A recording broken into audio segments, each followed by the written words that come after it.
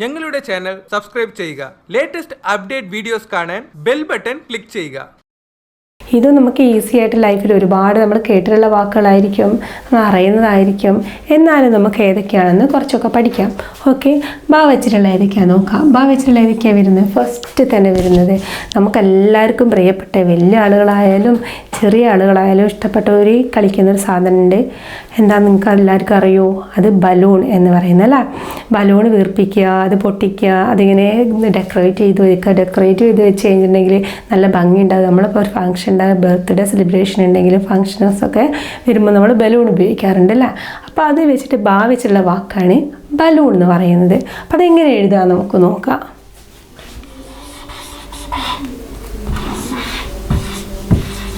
Balloon.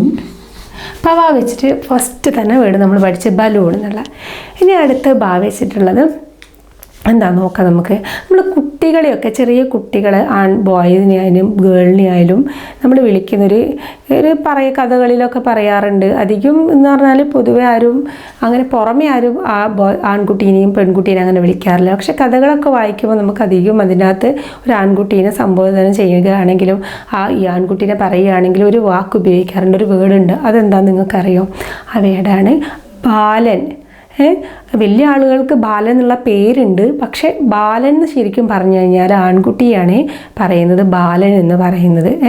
അപ്പോൾ ബാലൻ എങ്ങനെ എഴുതാമെന്ന് നമുക്ക് നോക്കാം.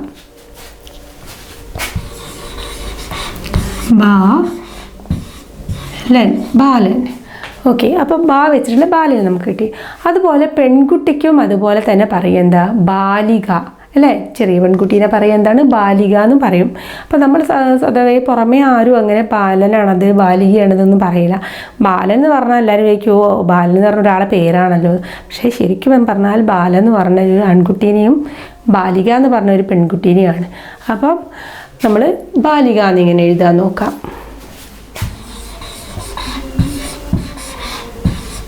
ബാലിക.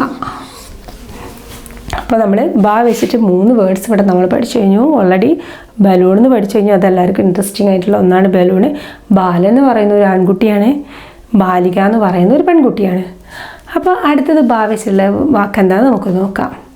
നമ്മളിപ്പം ഒരു റിലേഷൻഷിപ്പ്, ബന്ധം അല്ലേ. അപ്പോൾ ബാ വെച്ചിട്ടൊരു ബന്ധം, ഞാൻ അവരായിട്ട് ഇങ്ങനൊരു ബന്ധമാണുള്ളത്. എൻ്റെ ചേച്ചി എന്നുള്ളൊരു ബന്ധമാണ് അവരായിട്ടുള്ള, അത് എൻ്റെ അമ്മ എന്നുള്ളൊരു ബന്ധമാണ് ആ ഒരു ആൻറ്റി ആയിട്ടുള്ള അമ്മയുടെ സ്ഥാനം പോലുള്ളൊരു ബന്ധമാണ്. നമ്മളൊരു ബന്ധത്തിനെ കുറിച്ച് പറയുന്നത് ബന്ധം ബാ വെച്ചിട്ട്. അത് ബന്ധം അറിയാലോ, ഒരു ബന്ധമാണ്, അവർ തമ്മിലുള്ള ഒരു ബന്ധം ഇങ്ങനെയാണ് അങ്ങനെ പറയാലോ, അതാണ് ബന്ധം. ആ ബാ വെച്ചുള്ള വാക്കാണ് ബന്ധം. അതെങ്ങനെ എഴുതാൻ നോക്കാം? ബന്ധം. ഇതാണ് ബന്ധം എന്ന് പറയുന്നത്. അടുത്തത് ബാ വെച്ചിട്ടുള്ള വാക്ക് എന്താണെന്ന് പറഞ്ഞാൽ നമ്മുടെ ഡ്രസ്സായാലും എന്തായാലും അതിന് ചെറിയ ചെറിയ ഒരു കുടുക്കുണ്ടാവും അല്ലേ. അപ്പോൾ അതിന് നമ്മൾ ബട്ടൺസ് എന്ന് പറയും, ബട്ടൺ എന്ന് പറയും അല്ലേ. അപ്പോൾ ബട്ടൺ എന്ന് പറയും. അപ്പോൾ അതിന് ബട്ടൺ എങ്ങനെ എഴുതാൻ നോക്കാം. അപ്പം ബാ വെച്ചിട്ടുള്ള ഒരു അടുത്ത വേർഡാണ് ബട്ടൺ. എങ്ങനെ എഴുതാൻ നോക്കാം? ബട്ടൺ. അപ്പോൾ ബാ വെച്ചിട്ട് നമ്മൾ ഇതും പഠിച്ച്, ബന്ധമൊന്നും പഠിച്ച്, ബട്ടൺ എന്ന് പഠിച്ച്. അടുത്തത് ബാ വെച്ചുള്ള വാക്കാണ് ബദാം. അപ്പോൾ നമ്മളിപ്പോൾ ചിലപ്പോൾ കടയിലൊക്കെ പോയിട്ടുണ്ടെങ്കിൽ നമ്മളെ അച്ഛനും അമ്മയും ഇത് ചിലപ്പോൾ നമുക്ക് ബദാം കൊണ്ടുവരും. ചിലപ്പോൾ ഗൾഫ് നാടുകളിൽ നിന്നൊക്കെ വരുന്ന ആളുകൾ അധികം ഈ ബദാം ഒക്കെ കൊണ്ടുവരില്ല. ബദാം ഓയിൽ ഇതൊക്കെ നല്ലതല്ല. ബദാം ഓയിലൊക്കെ ബദാം കഴിക്കുക നമ്മളെ മെമ്മറി പവർ കൂട്ടും, നമുക്ക് ബുദ്ധി ഓർമ്മശക്തിയൊക്കെ കൂടുകയൊക്കെ ചെയ്യുമെന്ന് പറയുന്നത് കേട്ടിട്ടില്ല. അപ്പോൾ ബദാം, അപ്പോൾ അതൊരു പിന്നെ ഫ്രൂട്ടാണത്. നമ്മളെല്ലാം കഴിക്കുന്നത്, എല്ലാവരും കഴിക്കുന്നത് നല്ലതാണ്. അപ്പോൾ ബാ വെച്ചുള്ള മറ്റൊരു വേർഡാണ് ബദാം. എങ്ങനെ എഴുതാൻ നോക്കാം നമുക്ക്? ബദാം. ഓക്കെ, അടുത്തത് ബാ വെച്ചിട്ടുള്ള വാക്ക് എന്തായിരിക്കും? അടുത്ത ബാ വെച്ചിട്ടുള്ള ബാങ്ക്.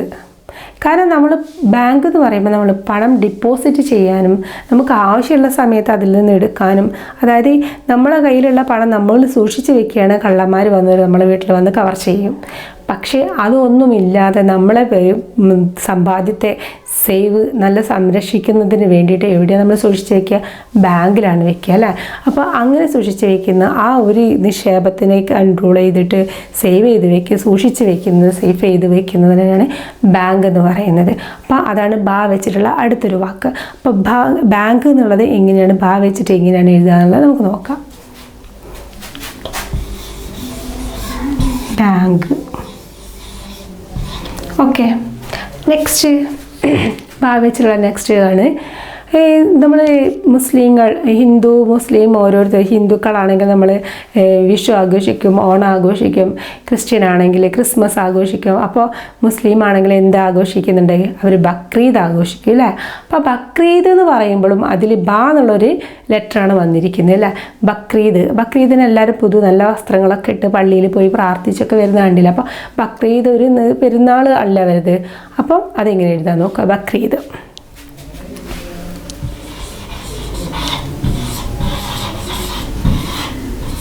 ബക്രീദ്, ഇതാണ് ബക്രീദ് എന്ന് പറഞ്ഞാൽ ബാ വെച്ചിട്ടുള്ള വാക്ക്. അടുത്ത ബാ വെച്ചിട്ടുള്ള വാക്ക് എന്താ വെച്ചാൽ നമ്മളെ ആഴ്ചയിൽ ബാ വെച്ചിട്ടുള്ളൊരു വാക്ക് വരുന്നുണ്ട്. നിങ്ങൾ ഓർത്ത് നോക്കിയാൽ എന്തായിരിക്കും ആഴ്ചയിൽ വരുന്ന ബാ വെച്ച് വരുന്ന വാക്ക്? ആദ്യം സൺഡേ എന്ന് പറയുന്ന ഞായറാഴ്ച, പിന്നെ തിങ്കൾ വരും, ചൊവ്വ വരും, അതിനുശേഷം വരുന്ന ബുധനിൽ ഭായാണ് വരുന്നത്. ഭാ വരുമ്പോൾ വാക്ക് ബുധൻ എന്ന് പറഞ്ഞാൽ അറിയാലോ ആഴ്ചയിലെ ഒരു ദിവസമാണത്. അപ്പം അതെങ്ങനെ എഴുതാം നമുക്ക് നോക്കാം.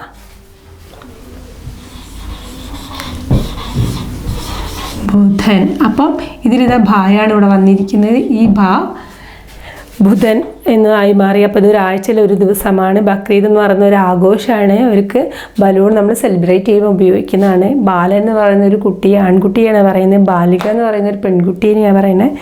ബന്ധം എന്ന് പറഞ്ഞാൽ ഒരു തമ്മിലുള്ള ഒരു ബന്ധം റിലേഷൻഷിപ്പാണ്. ബട്ടൺ എന്ന് പറയുന്നത് നമ്മുടെ ഡ്രസ്സിനൊക്കെ ഉണ്ടാവുന്ന ഹാങ് ചെയ്യുന്നതാണ്, കുടുക്കാണ്. ബദാം എന്ന് പറയുന്നത് നമ്മളൊരു ഭയങ്കര ഒരു ഫ്രൂട്ടാണത്. പിന്നെ ബാങ്ക് എന്ന് പറയുന്നത് നമ്മൾ ഡിപ്പോസിറ്റ് ചെയ്യുന്ന പണം സേവ് ചെയ്ത് വെക്കുന്നതാണ്. അപ്പോൾ ഇത്രയും ഭാ വെച്ചിട്ടുള്ളത്. അടുത്ത ഭാ വെച്ചിട്ട് ബംഗ്ലാവ്. ബംഗ്ലാവ് എന്ന് പറയുന്നത് നമുക്കറിയാമല്ലോ, ചെറിയ കുഞ്ഞു വീടിനൊന്നും ആരും ബംഗ്ലാവ് എന്ന് പറയുന്നില്ല അല്ലേ? വലിയ വീടായിരിക്കും, അത് ഭയങ്കര വലിയൊരു വീടായിരിക്കും. പണ്ട് ബ്രിട്ടീഷുകാരുടെ കാലത്തൊക്കെ ഭയങ്കര വലിയ ബംഗ്ലാവൊക്കെ നമ്മൾ ഒരുപാട് കണ്ടിട്ടുണ്ട്. അതിൻ്റെ അവശിഷ്ടങ്ങളൊക്കെ ഇപ്പോഴും ചെറിയ ബംഗ്ലാവ്സൊക്കെ. അപ്പോൾ ബംഗ്ലാവ് എന്ന് പറയുന്ന ഒരു വലിയൊരു വീട് തന്നെയായിരിക്കും അത്. ഒരുപാട് വലിയ സൗകര്യങ്ങളായിട്ടുള്ളതിനാണ് ബംഗ്ലാവ് എന്ന് പറയുക. അതെങ്ങനെ എഴുതുക നമുക്ക് നോക്കാം. ബാ വെച്ചിട്ട് ബംഗ്ലാവ്. ഓക്കെ, ബംഗ്ലാവ്. അടുത്തത് ബാ വെച്ചിട്ട് എന്താ വരുന്നത്? നമ്മളെല്ലാവരും പറയും നമ്മളെ നാട്ടിൽ ബംഗാളികൾ വന്ന് അല്ലേ?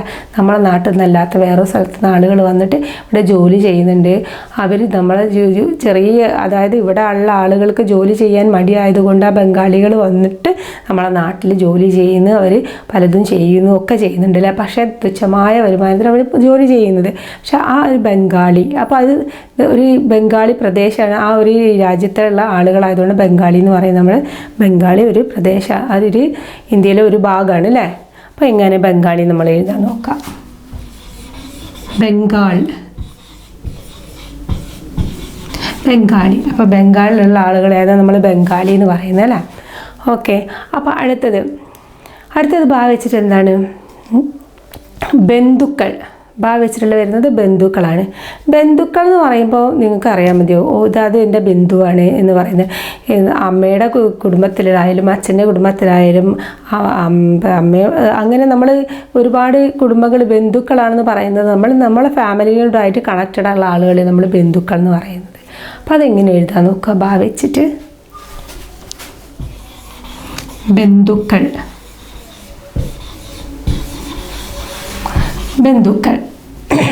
ബന്ധുക്കൾ എന്ന് പഠിച്ചു കഴിഞ്ഞപ്പോൾ ഇനി ബാ വെച്ചിട്ട് എന്താ? ബലം എന്ന് പറഞ്ഞിട്ടുണ്ടെങ്കിൽ നമുക്കൊരു ശക്തി, ബലവാനാണ് എന്നൊക്കെ പറയില്ല നമ്മൾ. ഭയങ്കര ബലവാനാണ് അവന്, ഗുസ്തി കൂടിയുണ്ട്, അവൻ്റെ അടുത്ത് ജയിക്കാൻ പറ്റില്ല, അവന് ഭയങ്കര ശക്തിയാണെന്നൊക്കെ പറയില്ല. അതുപോലെ ബലം എന്ന് പറഞ്ഞാൽ ശക്തിക്കാണെന്ന് പറഞ്ഞാൽ ബലവാൻ എന്ന് പറഞ്ഞാൽ ഭയങ്കര ശക്തി, പവർഫുൾ ആയിരിക്കും അയാൾ. അപ്പോൾ അതിന് ബലം എന്ന് പറയുന്നത് ഭയങ്കര ശക്തിയായിരിക്കും. ബലമുള്ള വസ്തുക്കൾ എന്ന് പറഞ്ഞാൽ അത് പൊട്ടിക്കാൻ പറ്റൂല, ഭയങ്കര ഹാർഡായിരിക്കും, ഉറപ്പുള്ള ബലമുള്ള സാധനമായിരിക്കും അത്. ബലം എന്ന് പറഞ്ഞാൽ വെയിറ്റ് അല്ല പറയുന്നത്, അതിന് ഭയങ്കര ശക്തിയായിരിക്കും, അതങ്ങനെ തകർക്കാനൊന്നും പറ്റൂല. അങ്ങനെ ഇരുമ്പ് ഭയങ്കര ബലമുള്ളൊരു സാധനമായിരിക്കും, നമ്മൾ കൈ ഉപയോഗിച്ച് അത് മുറിക്കാൻ പറ്റൂലല്ലോ. അങ്ങനെ ബലം എന്നുള്ളത് അത്രയും സ്ട്രോങ് ആയിട്ടുള്ളതെന്ന് അതിൻ്റെ അർത്ഥം. അപ്പോൾ ഇങ്ങനെ ബലം എന്ന് എഴുതാൻ നോക്കാം നമുക്ക്.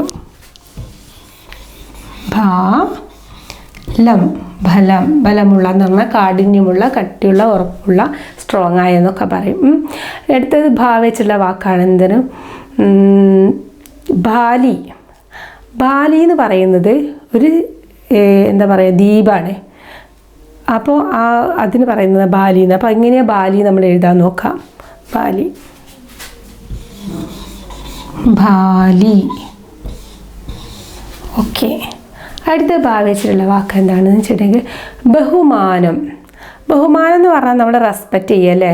അപ്പോൾ നമ്മൾ ചെറിയ കുട്ടികൾ എപ്പോഴും വലിയ ആൾക്കാരെ റെസ്പെക്റ്റ് ചെയ്യും. വലിയ ആളുകൾ തന്നെ ആ സമൂഹത്തിൽ അറിയപ്പെടുന്നതും എല്ലാവരിലും പ്രശസ്തിയും ഒരു എന്തെങ്കിലും സ്ഥാനങ്ങളിൽ ഇരിക്കുന്ന ആളുകളാകുമ്പോൾ നമ്മളെല്ലാ ആളുകളും ആ വ്യക്തിയെ ബഹുമാനിക്കുക. ഇപ്പോൾ നമ്മൾ ഇന്ത്യൻ പ്രൈം മിനിസ്റ്റർ ആയാലും ഇനിയിപ്പോൾ നമ്മുടെ ചുറ്റുപാടുള്ള ഏതെങ്കിലും ആളുകൾ അത്രയും അറിയപ്പെടുന്ന ഫേമസ് ആയ ആളുകളെല്ലാവരും റെസ്പെക്റ്റ് ചെയ്യില്ല, ബഹുമാനിക്കും. അപ്പോൾ പറയില്ലേ നമ്മൾ അവരെ ബഹുമാനിക്കണം. അപ്പോൾ നമ്മൾ ക്ലാസ്സിൽ തന്നെ അധ്യാപകരെ നമ്മൾ ചെറിയ കുട്ടികളാകുമ്പോൾ നമ്മൾ വലിയ കുട്ടികളായാലും അധ്യാപകരെ നമ്മളെപ്പോഴും ബഹുമാനിക്കില്ല, അവരെ റെസ്പെക്റ്റ് ചെയ്യും. അല്ലാതെ അവരെ നമ്മൾ അനാവശ്യം പറയുകയോ അവരോട് അനീതി പ്രവർത്തിക്കുകയോ ഒരിക്കലും ചെയ്യില്ല. അപ്പോൾ ബഹുമാനം എന്ന് പറയുന്ന ഒരു ഭാവത്തിലുള്ള ഒരു വാക്ക് നമുക്ക് പഠിക്കാം. അതെങ്ങനെ എഴുതാൻ നോക്കാം. ബഹുമാനം. ഓക്കെ, ബഹുമാനം ബാ വെച്ചിട്ട്. അപ്പോൾ ബാ വെച്ചിട്ട് ഇപ്പോൾ ബക്രീദ്, ബുധൻ, ബംഗ്ലാവ്, ബംഗാളി, ബന്ധുക്കൾ, ഫലം, ബാലി, ബഹുമാനം ഇത്രയും പഠിച്ചു. ഇനിയിപ്പോൾ ബാ വെച്ചിട്ടുള്ള വാക്കുകൾ എന്താണെന്ന് നമുക്ക് നോക്കാവുന്നത്. ബലികർമ്മം. അതെങ്ങനെ എഴുതാൻ നോക്കാം. ബലികർമ്മം.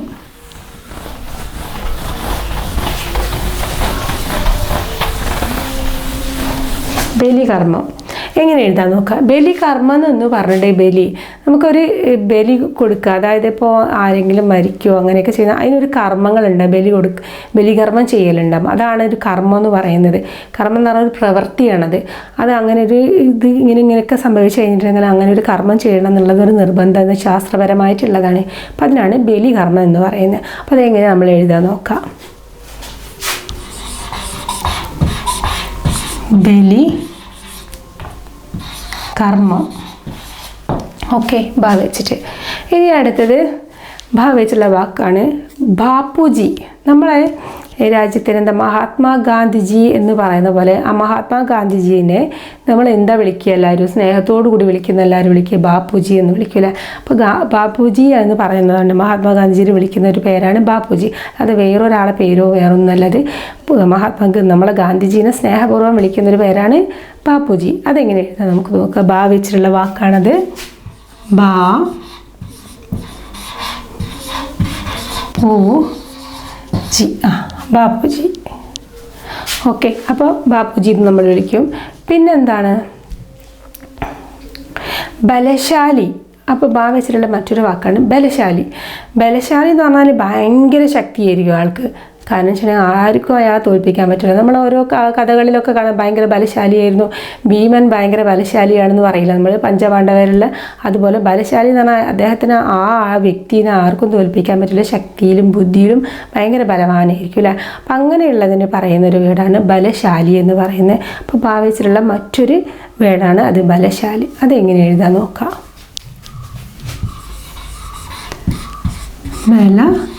ബലശാലി.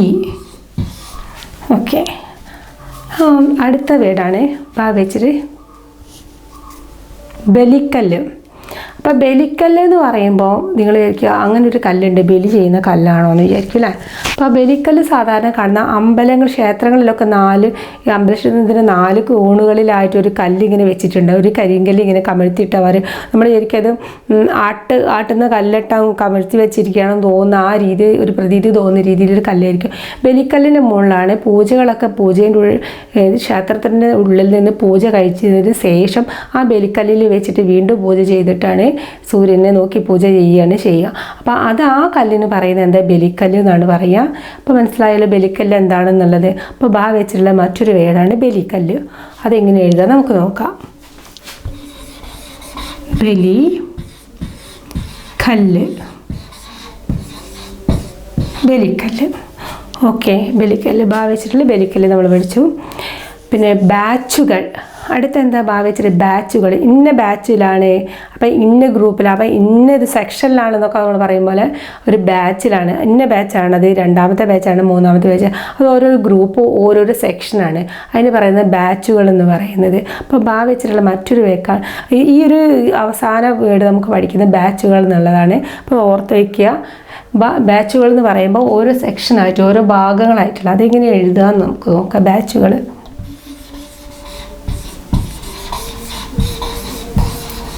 ബാച്ചുകൾ. അപ്പോൾ നമ്മൾ പരമാവധി ഇപ്പോൾ ബാ വെച്ചിട്ട് ഒരുപാട് വേർഡ്സുകൾ നമ്മൾ പഠിച്ചു കഴിഞ്ഞു അല്ലേ. ലാസ്റ്റ് സെക്ഷനിൽ വരുന്ന വേർഡ്സ് ഇതൊക്കെയാണ്. ബലികർമ്മം, ബാപ്പുജി, ബലശാലി, ബലിക്കല്ല്, ബാച്ചുകൾ. ഇത്രയും കൂടി ആയതോടുകൂടി ബാ വെച്ചിട്ടുള്ള വേർഡുകൾ നമ്മൾ കഴിഞ്ഞ്, ഇനി നമുക്ക് ബാ കഴിഞ്ഞതിന് ശേഷം എന്താ ഭാ വെച്ചിട്ടുള്ള ഈ വേർഡിനെ കുറിച്ച് ഈ ഒരു അക്ഷരം ലെറ്റർ വെച്ചിട്ട് എത്ര വേർഡുകളുണ്ടെന്ന് നമുക്ക് പഠിക്കാം. അപ്പോൾ ഇതെല്ലാവർക്കും മനസ്സിലായല്ലോ. ഇനി ഇപ്പോൾ അടുത്ത് എന്താണെന്ന് നോക്കാം.